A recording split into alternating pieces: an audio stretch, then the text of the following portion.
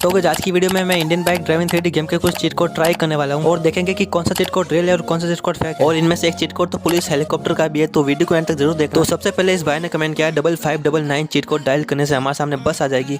तो सच में बस आ गई, तो इस भाई ने एकदम सही बताया। सो नेक्स्ट इस भाई ने कमेंट किया 4x4 चीट कोड से हमारे सामने कोबरा बाइक आ जाती है। तो सच में कोबरा बाइक आ गई, तो इस भाई ने एकदम सही बताया। सो लास्ट वाले चीट कोड बताने से पहले वीडियो को लाइक और चैनल को सब्सक्राइब जरूर से कर देना, क्योंकि मैं आपके लिए ऐसे ही इंटरेस्टिंग वीडियो बनाता रहता हूँ। और अगर आपको भी कोई चीट कोड पता तो कमेंट में जरूर से बता देना। सो लास्ट इस भाई ने कमेंट किया 7829 में पुलिस हेलीकॉप्टर स्पॉन हो जाता है। अभी तक तो कोई हेलीकॉप्टर स्पॉन नहीं हुआ है, इसका मतलब ये चीट कोड